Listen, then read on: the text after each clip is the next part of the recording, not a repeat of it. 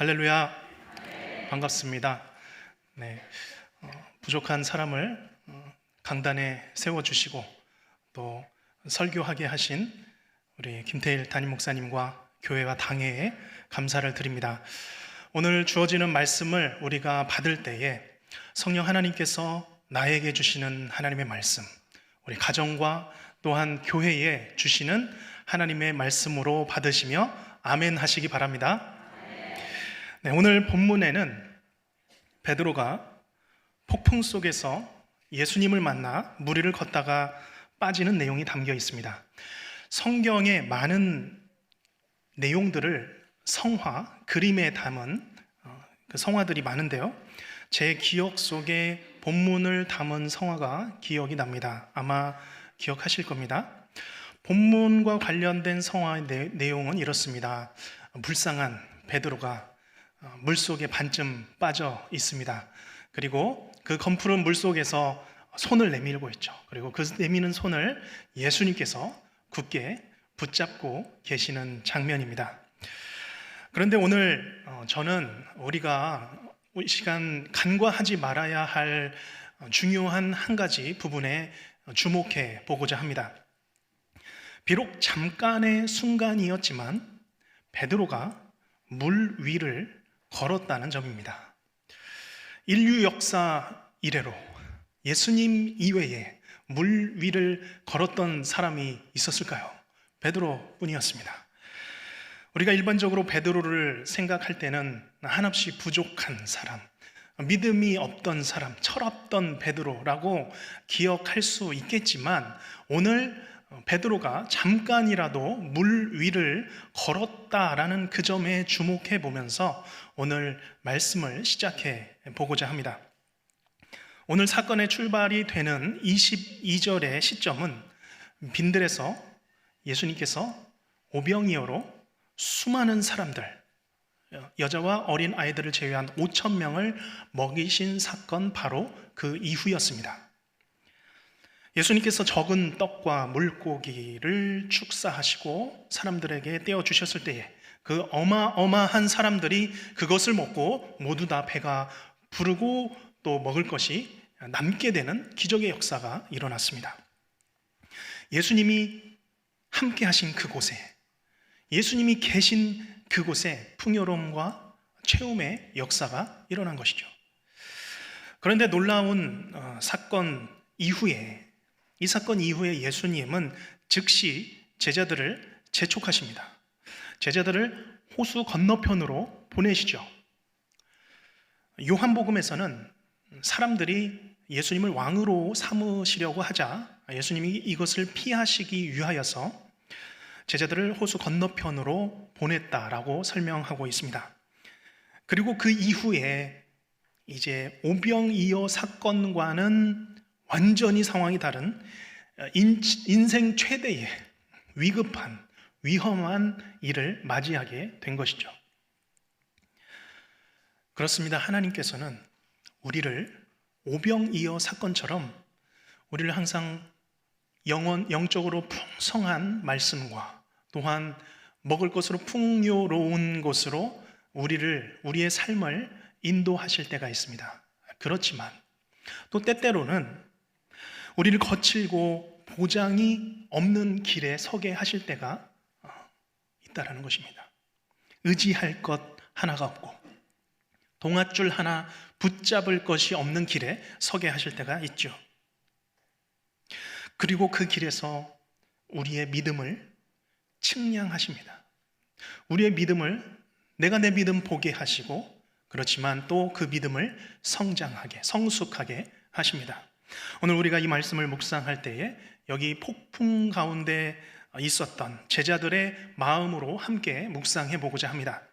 한밤중에 제자들과 함께 배를 타고 있는 심정으로 우리가 위험한 갈릴리 바다 한가운데로 나아가 보기를 원합니다. 그리고 그 속에서 오늘 우리가 물결과 바람 속에서 찾아오신 그 예수님을 만날 때에 우리가 그 예수님 손 꼭 붙잡고 일어서며 회복되는 시간 되시기를 주님의 이름으로 간절히 소원합니다. 그러면 오늘 제자들이 당한 상황이 도대체 어떤 상황이었습니까? 23절과 4절 말씀 함께 읽겠습니다. 무리를 보내신 후에 기도하러 따로 산에 올라가시니라. 저물매 거기 혼자 계시더니 배가 이미 육지에서 소리나 떠나서 바람이 거스름으로 물결로 말미암아 고난을 당하더라. 아멘. 예수님은 무리와 제자들을 보내셨죠. 그리고 기도하러 혼자 산에 올라가셨습니다. 그런데 기도하러 산에 올라간 그 모습, 평온한 모습과는 완전히 다른 위급한 상황이 제자들에게 펼쳐진 것이죠. 제자들은 이미 육지에서 약 4km, 5km 정도 떨어진 곳에 중앙에, 갈릴리 바다 중앙에 있습니다. 그리고 그곳은 바람이 거스르고 있었고, 또한 더불어 그 바람으로 인하여서 물결, 파도가 일고 있었습니다. 그래서 제자들은 그 파도로 표현하고 있죠. 말미암아, 그 파도로 말미암아 그 안에서 고난을 당하고 있는 것이죠.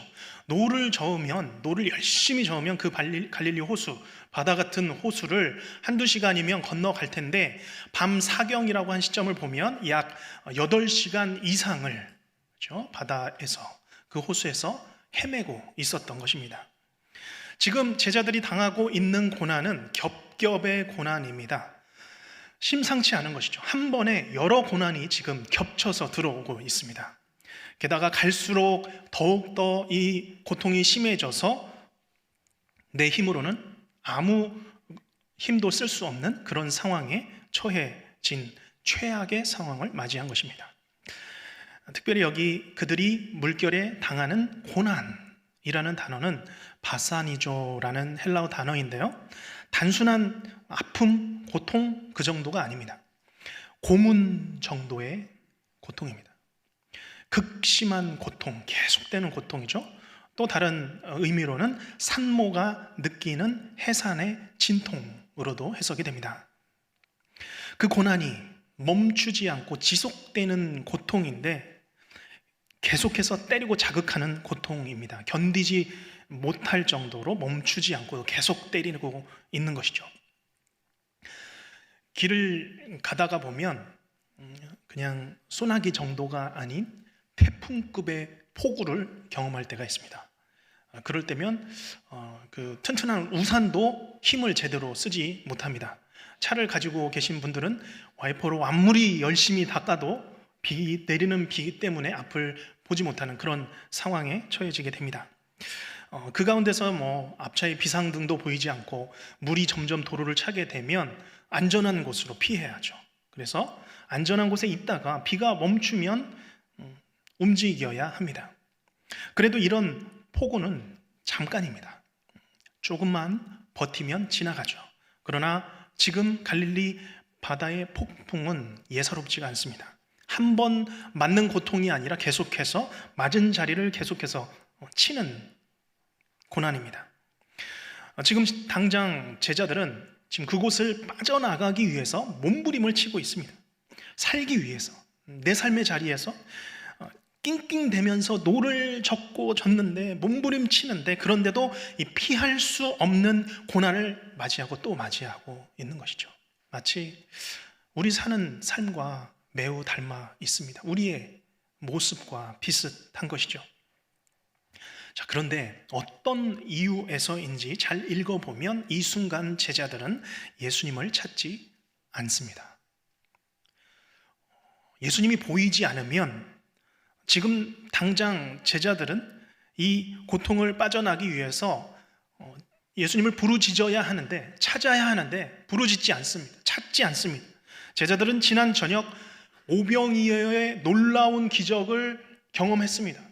온 백성을 먹을 것으로 채워주시는 그 기적을 예수님 바로 옆에서 경험한 제자들입니다. 그런데도 그 능력의 주님을 찾지 않는 것이죠. 사실 26절 말씀을 보면 밤 사경에 찾아오신 예수님을 보고도 유령이라고 무서워한 것을 보면 지금 제자들은 그 예수님을 찾을 생각도 정신도 없는 상태였습니다. 지금 제자들의 마음의 상태는 어떻습니까? 지금 제자들은 내 눈 앞에 보이는 이 바람과 파도라는 문제가 가장 컸습니다. 이 큰 물결이라는 문제가 다른 무엇보다 가장 커 보였던 것이죠.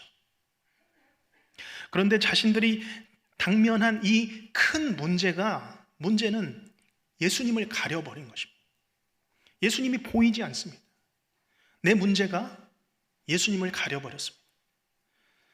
우리도 그런 것 같습니다. 때로는 인생의 폭풍이 우리에게 닥쳐올 때면 그저 그 문제가 가장 큽니다. 실제로 그렇습니다. 그 문제 때문에 잠도 못 자겠고 온 마음과 생각이 꽉 그 일로 들어차 있는 것이죠. 그런데 우리도 그 인생의 폭풍 속에서 예수님을 찾아야 하는데 꼭 그렇지는 않는 것 같습니다. 누가 봐도 하나님을 찾아야 할 때인데 찾지 않는다라는 것이죠. 왜 그렇습니까? 왜 그럴까요? 예수님이 내 문제의 크기보다 작다라고 생각하기 때문입니다. 그래서 예수님을 먼저 찾기보다 다른 것을 찾는 것이죠. 사람을 먼저 찾습니다. 하나님을 찾는 기도보다 사람을 찾아가서 내 문제, 내가 당한 억울한 일들을 나누는 것이, 내 고민을 털어놓는 것이 더 낫다라고 생각하게 됩니다. 얼마 전에 저녁이 되었는데 어느 집사님에게서 전화가 왔습니다. 결혼한 지 몇 년이 되지 않았고 아이를 출산한 이후에도 바로 직장에 가면서 아이를 열심히 키우고 있는 엄마였습니다. 그런데 그날 직장에서 당한 일이 너무나 억울했던 모양입니다. 풀리지가 않는다, 속에서. 그래서 내가 그 회사를 위해서 얼마나 내가 열심히 일했는데 어떻게 그 사람이 나에게 그런 말을 나에게 할 수 있느냐고 굉장히 그런 하소연을 남편에게 했던 것입니다. 그랬더니 그 남편이 한참을 듣다가 한마디 하더랍니다. 기도해라. 기도해라. 그 얘기를 듣고 이제 뭔가 이제 시원치 않아서 답답한 마음에 이제 전화를 한 것이죠. 저도 이제 한참 그 얘기를 들었는데 제 마음에 그런 생각이 들었습니다. 지금 이분의 마음과 생각에 그 일들로 자신이 당했던 생각으로 그 분과 화와 억울함으로 머릿속에 가득히 채워져 있구나라고 생각이 들었습니다. 그러면서 그분이 이야기하는 겁니다. 목사님, 근데 남편이 기도하라고 하는데 힘들 때는 기도가 안 되던데요. 지쳐서 기도가 안 되더라고요. 몇 마디 하면 할 말이 없습니다. 그래서 제가 이렇게 말씀드렸습니다. 맞습니다. 힘들 때 기도하는 것은 쉽지 않습니다. 더 어려울 때가 있습니다. 그런데 힘들면 그냥 하나님께 말하세요. 편하게 말하세요. 이렇게 말하듯이, 그렇게 남편에게 하소연을 하듯이 하나님께 말하세요. 힘들면 하나님, 힘들어요. 하나님, 내 마음이 너무 상했어요. 하나님, 내가 그 사람을 용서하지 못하고 있어요. 내 마음이 그래요. 라고 기도하라고 말씀드렸습니다. 그리고 이렇게 말씀드렸습니다. 하소연의 대상을 남편으로 삼지 마세요. 남편은 답이 없습니다. 그러지 말고 하소연의 대상을, 대화의 대상을 예수님으로 삼고 이야기해 보세요. 아직 집사님은 당면한 그 문제가 예수님보다 더 커 보입니다. 기도하세요. 남편 말대로 기도하세요. 그 문제보다 예수님이 더 커 보일 때까지 기도하세요 라고 말씀드렸습니다. 오늘 혹시 내 문제가, 내가 직면한 상황이 너무 커서 너무 감당할 수가 없어서 내가 당한 문제로 지쳐서 넘어진 분이 계십니까? 오늘 이 말씀을 향하여서 우리의 마음을 문을 열고 오늘 나의 상황 가운데 오시는, 내게 오시는 내 문제 뒤에 더 크신 주님을 바라보시기를 바랍니다. 오늘 주님은 주의 이름을 부르는 자녀들, 고통하는 자녀들을 향하여서 찾아오십니다. 내 문제보다 더 크신 주님이, 능치 못할 일이 없으신 가장 큰 주님이 내 문제를 뚫고 돌파하셔서 오십니다. 그 주님을 믿음의 눈으로 바라보시기를 축복합니다. 이제 그 장면, 예수님께서 우리에게 오시는 그 장면을 25절부터 7절 말씀인데요, 우리에게 주신 하나님의 말씀으로 받으며 함께 소리내어 읽겠습니다. 밤 사경에 예수께서 바다 위로 걸어서 제자들에게 오시니 제자들이 그가 바다 위로 걸어오심을 보고 놀라 유령이라 하며 무서워하여 소리 지르거늘 예수께서 즉시 이르시되 안심하라, 나니 두려워하지 말라. 아멘. 오늘 인생의 높은 파도와 염려 속에 계신 분들이 있습니까? 오늘 이 시간 주 예수 그리스도께서 선포하십니다. 안심하라, 나니 두려워하지 말라. 또한 우리의 가정과 교회를 향하여서도 선포하십니다. 안심하라, 나니 예수 그리스도의 이름으로 선포하노니 어둠의 바다는 물러나고 더 이상 두려워하지 말지어다. 이 안심하라라는 이 선포를 나를 위한, 나의 가정을 위한, 우리 교회를 위한 말씀으로 받으시기를 주님의 이름으로 축복합니다. 우리는 예수님이면 됩니다. 예수님만 여기 계시면, 예수님만 우리와 함께 계시면, 나와 함께 계시면 다 되는 것입니다. 악한 죄의 파도가 많으나 나의 마음이 늘 평안해 라는 찬송가 가사처럼, 아무리 인생의 파도가 넘치고 고난이 와도 예수님만 계시면 우리는 평안할 수 있는 것입니다.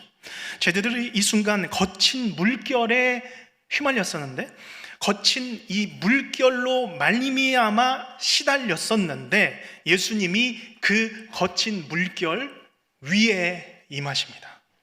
거친 물결 위에 임마누엘입니다.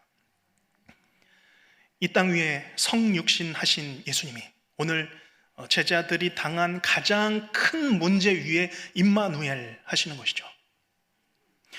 오늘 말씀이 포함된 마태복음의 이 거대한 주제가 바로 임마누엘입니다. 하나님이 우리와 함께 계시다. 구약의 임마누엘의 주제가 예수님을 통하여서 완성이 됩니다. 이 땅에 임마누엘 하신 예수님이 내가 세상 끝날까지 너희와 항상 함께 있으리라 약속하실 그 예수 그리스도께서 사랑하는 자녀의 고통하는 소리에 귀를 기울이시고 이 시간 임하십니다. 그 시간이 한밤중에라도, 그 장소가 거친 물결이라도 예수님께서 찾아오시는 것이죠. 그 고통의 소리를 들으시고 찾아오십니다. 그리고 우리에게 선포하시죠. 안심하라, 두려워하지 말라. 오늘 우리 주님은 하나님의 자녀가 고통하고 힘겨워하는 순간을 잊지 않으시고 분명히 찾아오시는 분이신 줄로 믿으시기를 바랍니다. 임하십니다. 우리와 함께 임하시기 원하십니다. 그런데 그 물결 위에 임하신 임마누엘, 어떤 모습으로 오셨는지를 보시기를 바랍니다. 25절 말씀에 보면 밤사경에 예수께서 바다 위로 걸어서 제자들에게 오시니 제자들이 그가 바다 위로 걸어서 오심을 보고, 제자들이 물결과 그리고 그 파도에 휘말려 있었죠. 그런데 예수님은 그 시커먼 물결을 밟아 오십니다. 그 거친 물결을 땅으로 삼으셨습니다. 물을 바닥처럼 밟으셨습니다. 예수님이 걸으실 때 그 물결이 단단한 바닥이 된 것입니다. 큰 파도도 더 이상 문제가 되지 않는 것이죠. 구약의 욥기 9장 8절에서 욥은 하나님을 이렇게 표현하고 있습니다. 욥기 9장 8절 말씀을 보면 자막으로 띄워주시면 좋겠습니다. 함께 읽겠습니다. 시작. 그가 홀로 하늘을 펴시며 바다 물결을 밟으시며. 아멘. 욥이 하나님을 표현한 구절입니다. 그가 홀로 하늘을 펴시며 바다 물결을 밟으시며.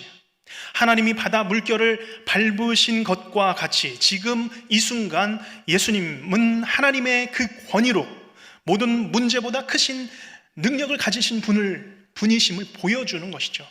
거친 물결과 거스르는 바람을 뚫고 그 물 위를 걸어 오시는 예수님께서 이 시간 제자들에게 그리고 우리에게 선포하시는 것입니다. 나는 너가 직면한 모든 문제보다 크다. 내가 지금까지 거친 물결과 바람이 제일 큰 문제라고 생각했다면 이제는 보라는 것입니다. 이제는 그 큰 문제를 밟아버린 주 예수 그리스도를 보라. 능력의 주를 보라. 예수님이 모든 문제보다 크시며 모든 문제보다 뛰어난 능력이 있으심을 보여주시는 것입니다. 오늘 모든 문제보다 크신 주님을 바라보며 능력의 주님을 붙드시는 모든 성도님들 되시길 바랍니다. 히브리서 12장 2절 말씀처럼 믿음의 주요 온전케 하시는 예수를 바라보자. 나의 눈이 내 주님을 향하고 내 주님께 고정하시기를 바랍니다. 언제부터입니까? 오늘 말씀이 이 순간 내 심령에 들리고 받은 바로 이 순간부터입니다. 오늘 이 시간 나의 모든 문제 위에 계시며 내 모든 문제를 밟고 계신 예수님을 의지하고 바라보시기를 간절히 바라며 소원합니다. 사실 그 마가복음과 요한복음 동일한 사건을 기록하는 병행 구절에서는 여기까지만 기록하고 있습니다. 오직 마태복음에서만 그 이후에 베드로의 사건을 적고 있습니다. 그런데 여기 예수님의 말씀, 안심하라, 나니 두려워 말라라는 이 예수님의 선포를 그대로 믿은 제자가 있었죠. 누구입니까? 베드로입니다. 베드로만이 이 예수님의 말씀을 그대로 믿었던 것이죠. 베드로는 예수님께 요청합니다. 그리고 대단한 사건이 일어납니다. 28절과 29절 말씀 시작. 베드로가 대답하여 이르되 주여 만일 주님이시거든 나를 명하사 물 위로 오라 하소서 하니 오라 하시니 베드로가 배에서 내려 물 위로 걸어서 예수께로 가되 아멘.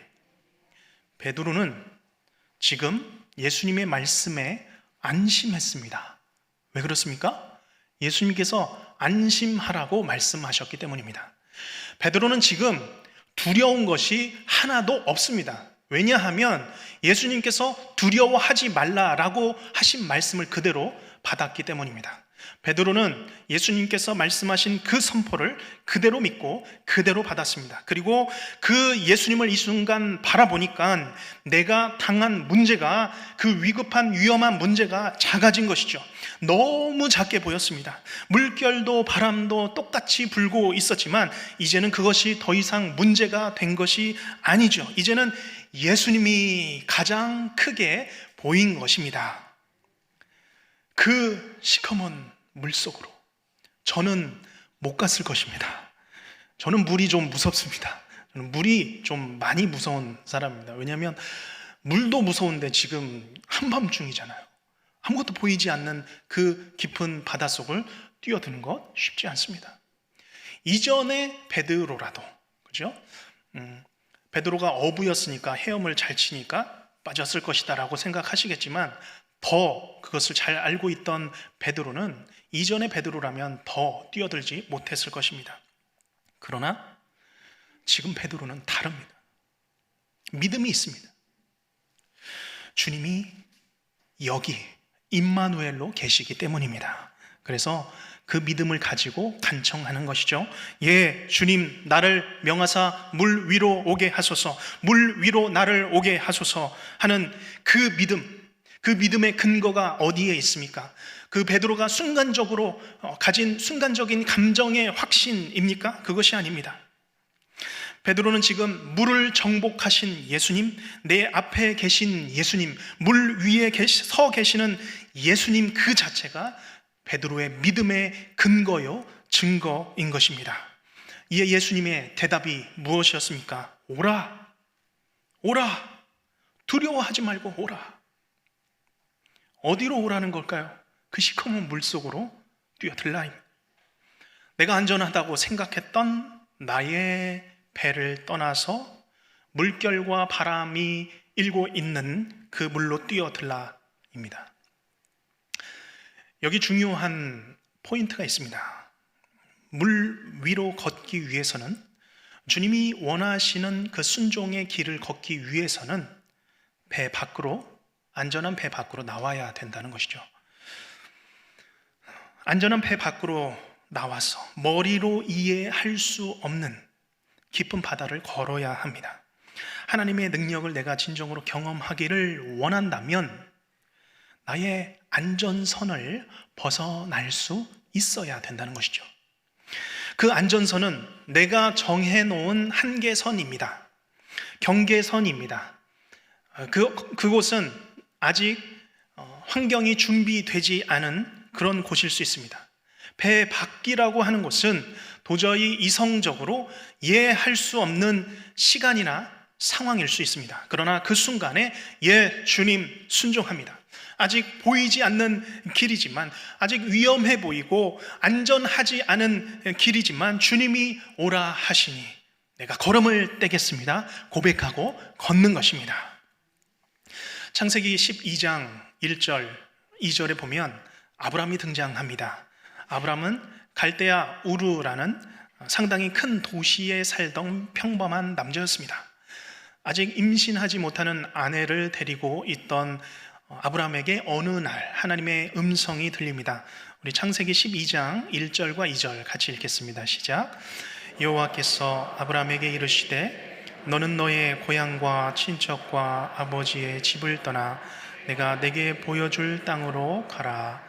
내가 너로 큰 민족을 이루고 내게 복을 주어 내 이름을 창대하게 하리니 너는 복이 될지라. 아멘.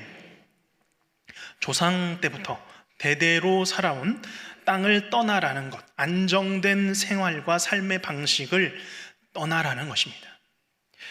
우리는 그 아브라함 삶의 전 생애를 이미 성경을 통해서 잘 알고 있기 때문에 그렇지, 사실 이게 쉬운 결정이었겠습니까? 만약에 아브라함이 여기서 주님 잠깐만요, 주님 이건 아니죠, 주님 내가 다른 거 다 했지 않습니까? 주님 위해 헌신 다 했는데요, 주님 그런데 이것은 제가 못하겠습니다. 주님 저는 안정형이지 않습니까? 저는 못 떠납니다. 저는 제게 주어진 은사, 제게 주어진 능력만큼만 주님 위에 봉사하겠습니다라고 거절했다면 성경의 사건들이 어떻게 되었을까요? 그렇지만 아브라함은 가라 한 음성에 순종합니다. 그리고 그것을 떠납니다. 가라 하신 주님 말씀만 믿고 떠납니다. 그리고 그가 결국은 아브라함이 되고 믿음의 조상이 되어서 한 민족을 세우며 구원의 계획을 이루는 놀라운 시작이 된 것입니다. 오늘 주님께서는 우리에게도 오라고 말씀하십니다. 어디로 오라고 말씀하실까요? 우리는 처음에 복음을 받을 때에 내게 오라 하신 주님의 음성에 순종하고 회개하여 구원을 받아 주의 백성이 된 줄로 믿습니다. 이 길은 좁은 길이지만 우리는 이 좁은 길로 오라 하신 주님의 음성에 순종함으로 그 길을 걷고 있는 줄로 믿습니다. 그렇지만 주의 부르심을 받은 그 이후에도 주님께서는 우리를 거친 물결 위로 우리를 부르실 때가 있습니다. 그 길은 물리적으로도 경험적으로도 누가 봐도 무리가 돼 보이는 길일 수 있습니다. 상식적으로 생각해도 되지 않는 길이라고 말할 수 있습니다. 그러나 베드로처럼 주님 제가 그 길을 걷겠습니다. 무리해 보이지만 주님 걷겠습니다. 맡기고 가는 것입니다. 그 길은 내가 섬기지 않았던 섬김의 자리일 수 있습니다. 그 길은 언젠가 주님께서 나에게 주셨던 그 마음, 선교의 자리일 수도 있습니다. 내가 아직 용기가 나지 않는 그런 자리일 수도 있죠. 건강을 지키기 위해서 새벽 기도는 못 나온다라고 했던 성도님이 새벽 기도, 금요 기도의 자리로 나와서 기도를 하는 것이죠. 기꺼이 나오는 것입니다. 나에게는 은사가 없어서 교회에서 섬기는 일은 저는 피하고 싶습니다라고 하는 사람이 섬김의 자리로 기꺼이 나오는 것입니다. 오랜 코로나 기간 동안 비대면 온라인 예배로 참석하다가 현장 예배에 나오는 것 그 자체는 쉽지는 않았습니다. 그렇지만 그 자체가 내가 정했던 안전선을 뛰어넘어 나오는 것입니다.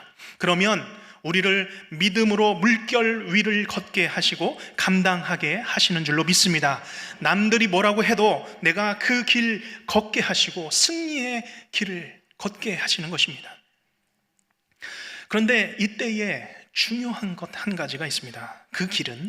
이 길은 걷다가 잘 안 돼도, 때로는 실패해도 괜찮다라는 것입니다. 예수님께서 31절 말씀처럼 즉시 손을 내밀어 우리를 붙잡아 주실 것이기 때문입니다. 우리 30절, 31절 한 목소리로 읽겠습니다.